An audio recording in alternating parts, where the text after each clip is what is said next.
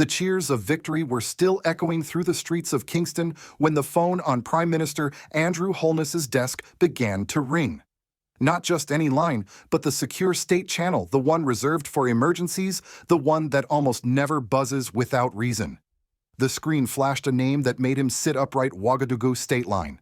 On the other end was not a Jamaican ally, not a Caribbean neighbor, but the voice of Captain Ibrahim Traoré, the soldier president of Burkina Faso.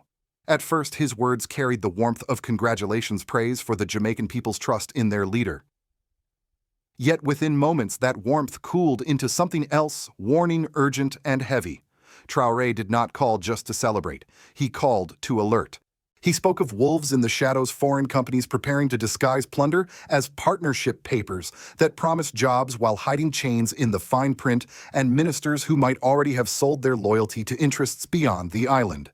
Imagine being in Holness's chair, the champagne still cold, flowers still fresh from well-wishers, and suddenly across the ocean a leader from Africa telling you that your celebration is already under siege. What would you believe?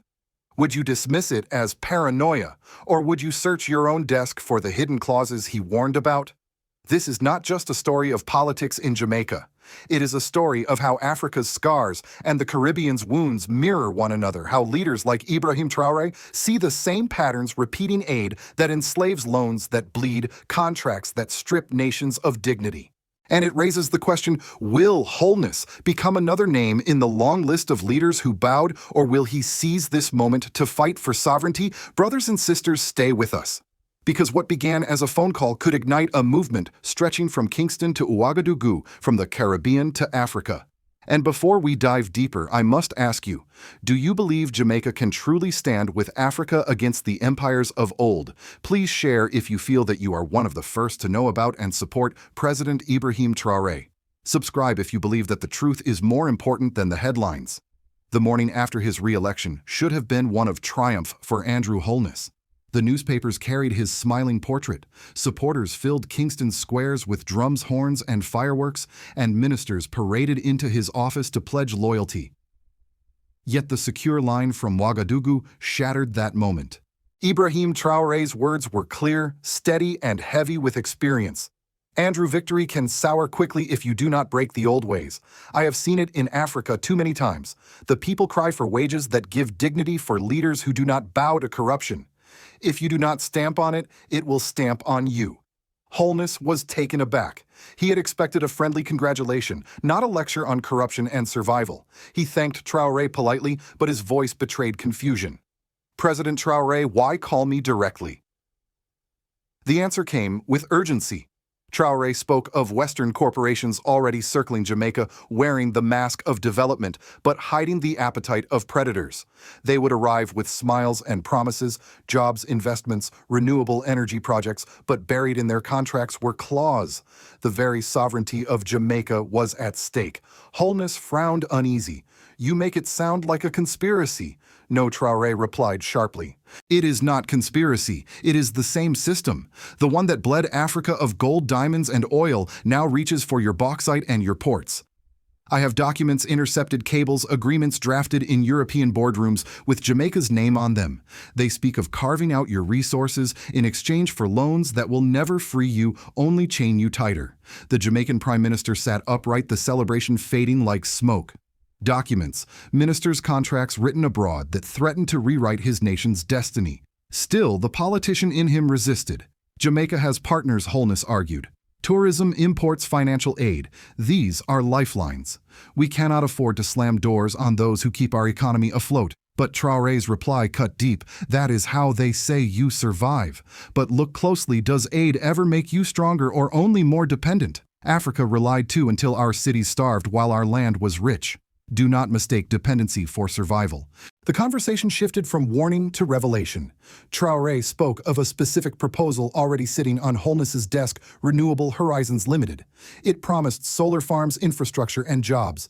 But hidden in the fine print, he warned, was a clause granting foreign companies 20 years of extraction rights over Jamaica's mineral reserves. Andrew, he said, his tone darkening, one of your own ministers helped draft this deal. The betrayal is already in your house. Holness's breath caught.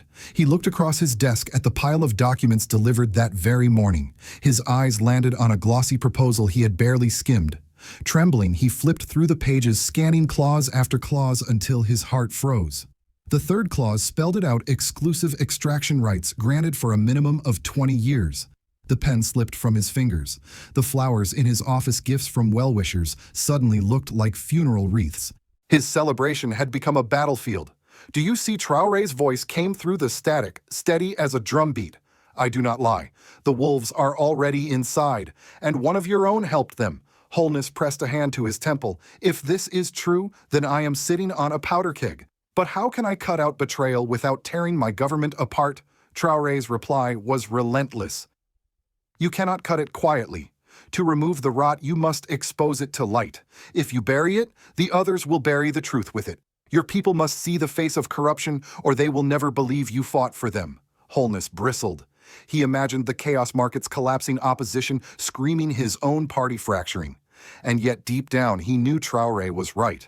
Leadership was not about comfort. It was about breaking the chains that strangled the people who had trusted him. He leaned back, staring out the window at Kingston's harbor. Cargo ships drifted in the distance, stacked with containers that looked less like trade and more like bricks of another man's empire. For the first time, Holness understood the very system that promised growth could just as easily rob Jamaica blind.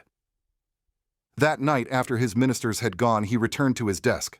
The proposal still lay open, the cursed clause glowing under the lamp. He picked up the phone and dialed the secure line back to Wagadougou. His voice was taut, almost breaking. "Ibrahim, you were right. I saw it with my own eyes.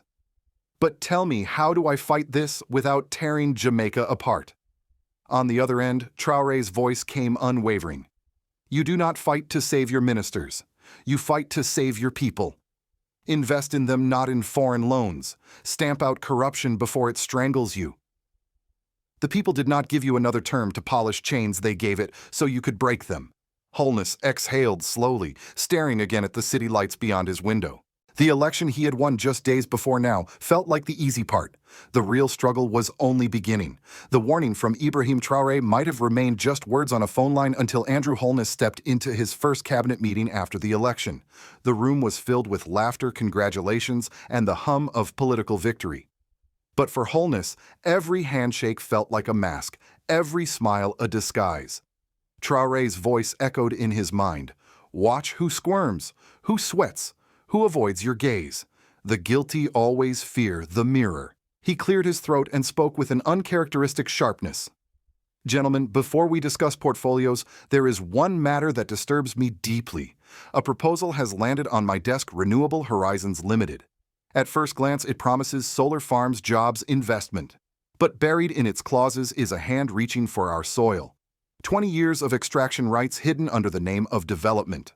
The words struck the room like stones hurled into still water. For a moment, silence. Then the cracks appeared. One minister coughed, nervously fumbling with his pen. Another shifted uncomfortably in his chair, eyes locked on the table. And one man, Holness noticed, instantly reached for his water glass with trembling hands, sweat glistening on his temple. Holness said nothing more. He adjourned the meeting quickly, but inside his suspicion burned. The betrayal was not abstract.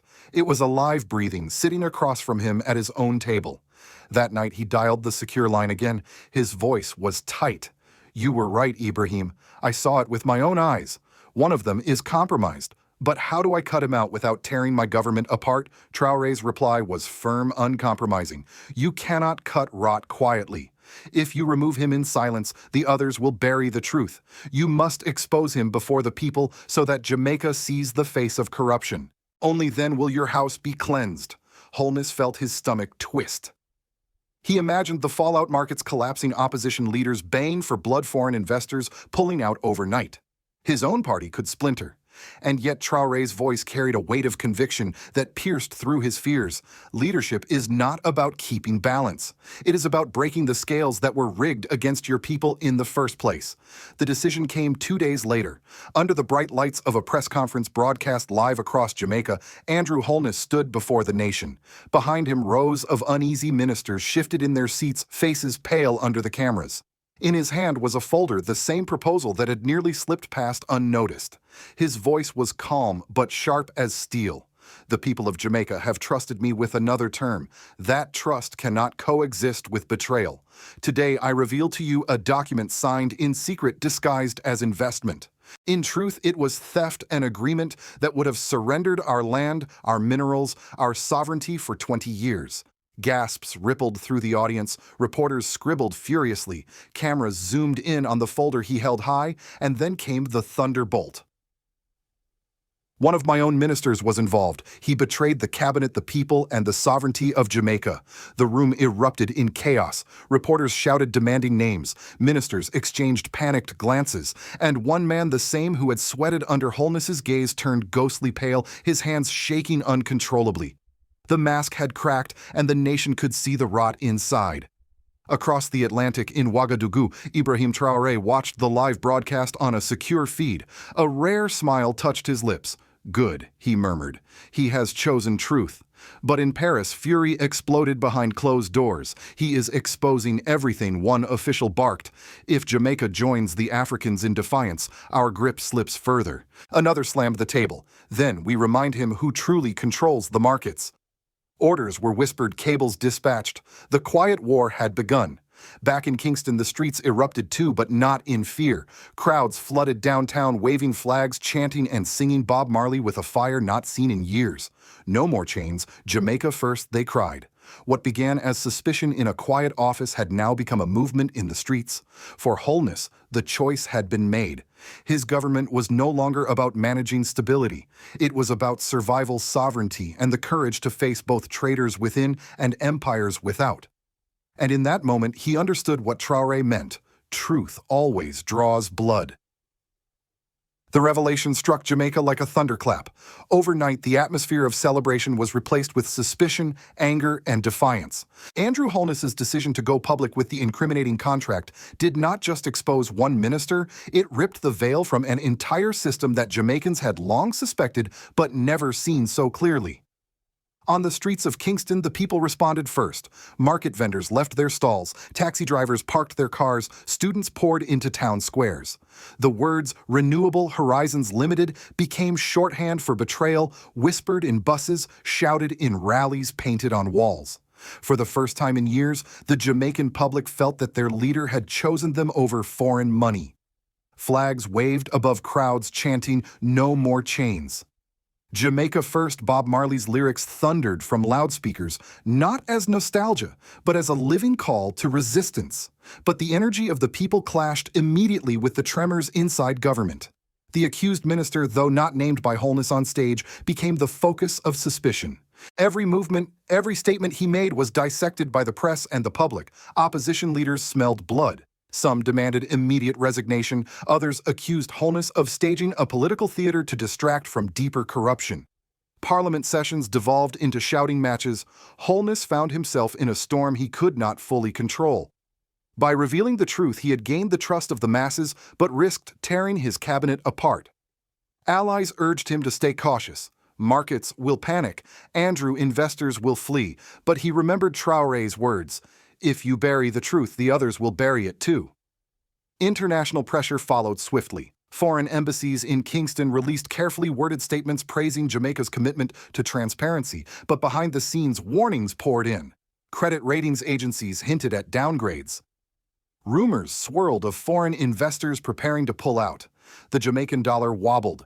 Supermarkets saw slight price hikes as traders speculated. For ordinary families, it felt like the cost of honesty was falling directly on their dinner tables.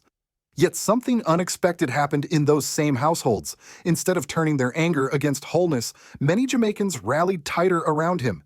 "At least he showed us the truth," said a fisherman in Port Royal. "Better hunger with dignity than bread with chains." In Spanish Town, mothers formed prayer circles for their children's future. In Montego Bay, youth organized forums demanding a new economic plan built on sovereignty, not dependence. Civil society woke up. Churches, unions, and student organizations began to speak with one voice, calling this moment a turning point. "This is bigger than one minister, one union leader declared. This is about whether Jamaica belongs to Jamaicans." But the political consequences were brutal. Within Holness's own party, fractures deepened. Some ministers feared being implicated, others worried about losing foreign allies. Whispered plots of resignation circulated in hotel lobbies and private dinners. The accused minister refused to step down, insisting he had done nothing wrong, claiming the documents were misinterpreted. But his pale face and trembling hands had already betrayed him before the cameras. In this storm, Holness was forced to redefine leadership. He could no longer balance between the people's hopes and the comfort of international partners. He had to choose, and by siding with exposure, he had already chosen confrontation. The effects rippled outward. Across the Caribbean, newspapers ran headlines, "Jamaica exposes foreign contracts." In Trinidad, Barbados, and St. Lucia, citizens began questioning their own government's deals. Could the same hidden clauses be lurking in their energy or tourism agreements?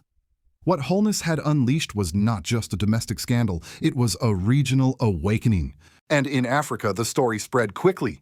In Wagadougou, Ibrahim Traoré's broadcast message was replayed alongside Holness's press conference. Commentators framed it as proof that the Caribbean and Africa were now walking the same path, rejecting the aid trap and choosing sovereignty. For Jamaica, the civil and political consequences were only beginning. The economy wavered, the cabinet cracked, but the people stood taller. Holness's gamble had lit a fire he could not extinguish, even if he wanted to. What had started as a warning from across the ocean had now become a domestic revolution of trust betrayal and the demand for a future free from hidden chains. The ripple of Jamaica's revelation did not stop at Kingston's harbor. It raced across oceans, unsettling boardrooms in Europe and drawing sharp eyes in Washington. What many had assumed would be a quiet Caribbean election had suddenly become a front in the larger war over sovereignty. In Paris, the fury was immediate. French officials saw in Holness's defiance a dangerous echo of what had already erupted in West Africa. First Burkina Faso, now Jamaica, one diplomat snapped behind closed doors. "If this spreads, our influence evaporates." Another official slammed a fist on the table, declaring that Holness had to be reminded who controls the markets. Within hours, whispers of financial pressure began, tightened credit, downgraded ratings, delayed contracts. For Europe, it was less about Jamaica's size and more about precedent. If a small island could expose the fine print of development deals, what would stop others in the Caribbean or even Africa's francophone nations from following suit? Washington's reaction was more measured, but no less strategic. Publicly, U.S. spokespeople applauded Jamaica's commitment to transparency and rule of law. Privately, however, analysts in the State Department and the Pentagon flagged Holness's speech as a troubling sign. Jamaica had long been considered a stable partner in the region, a reliable node for trade, tourism, and security, but the language Holness used, sovereignty betrayal chains, sounded less like Washington's ally, and more like the rhetoric coming out of Wagadougou and Bamako. American think tanks quickly filled the airwaves. Some warned that Holness was drifting under the influence of radical African leaders like Ibrahim Traoré. Others argued that the Caribbean could not afford to alienate Western capital, especially with fragile economies and climate challenges. Yet among the diaspora communities in New York, Miami, and Toronto, the reaction was different. Jamaicans abroad flooded social media with support, comparing Holness's stand to the legacy of Nanny of the Maroons and Marcus Garvey. At last, one commenter wrote, "Jamaica has a leader who dares to call theft by its name." Meanwhile, in Africa, the story was hailed as vindication. Newspapers in Mali and Niger ran headlines declaring that Jamaica had joined the sovereignty front. On Pan-African talk shows, commentators drew a direct line from Haiti's torch of freedom to today's defiance. When Jamaica resists, one analyst said it is not only the Caribbean speaking, it is the fire of Toussaint, the courage of Garvey, and now the partnership with leaders like Traoré. Markets, however, spoke their own language. The Jamaican dollar wavered, investors hesitated, and international lenders began attaching new conditions to ongoing talks. Yet this turbulence only fueled debate. Was this proof that Jamaica was vulnerable, or proof that the system would punish any nation daring to break the mold? For Washington, the real concern was not economic, but geopolitical. If Africa and the Caribbean began to coordinate, sharing information, exposing contracts, and uniting against predatory deals, then a new bloc could emerge, one beyond the easy reach of the West. Analysts whispered of a South-South axis where Wagadougou and Kingston might stand shoulder to shoulder, not as beggars, but as equals. Holness himself became a symbol overnight. To some, he was reckless, risking his nation's stability. To others, he was the first Caribbean leader in decades to defy the empire openly. And standing just behind him, though thousands of miles away, was Ibrahim Traoré, his words, his warnings, and his example shaping the perception of this new defiance. The world was watching closely. Would Jamaica hold firm under the storm or bend back into old patterns? Would the United States step in with aid and pressure or risk losing influence to Africa's rising wave? And above all, could this unlikely bridge between a young soldier president in Burkina Faso and a seasoned prime minister in the Caribbean signal the beginning of a broader realignment? One thing was certain: the fight that began in Kingston was no longer just Jamaica's. It was part of a global struggle, one that touched Europe's nerves, tested America's resolve, and gave Africa new ground to stand upon. The call that began as a simple congratulation had grown into something far larger: a reckoning for Jamaica, a warning for the Caribbean, and a signal to the world. Andrew Holness entered his third term expecting to manage portfolios and budgets. Instead, he found himself at the center of a storm that questioned not only his cabinet's integrity, but the very meaning of sovereignty in a global age. Ibrahim Traoré's words proved prophetic: truth always draws blood. Jamaica's truth had drawn outrage from Europe, unease from Washington, and fire from its own streets. But it had also ignited something deeper, an awakening, a demand that the future not be written in boardrooms abroad, but in the voices of ordinary people at home. This moment carries a lesson not only for Jamaica, but for every nation chained by contracts and debt. Sovereignty is not gifted, it is defended. And defense does not come without cost. The markets may shake, the politicians may splinter, but when the people stand, no empire can keep them down forever. Brothers and sisters, the question is no longer whether Andrew Holness was right to expose corruption. The question is whether Jamaica, with Africa at its side, can endure the storm that follows. Can a small island nation resist the weight of global powers? Can the Caribbean and Africa, scarred by centuries of exploitation, finally rise together to reclaim dignity? Please share if you feel that you are one of the first to know about and support President Ibrahim Traoré and the stand for sovereignty. Subscribe if you believe that the truth is more important than the headlines. Because what began with a phone call in Kingston may yet echo across the oceans, reshaping the destiny of nations.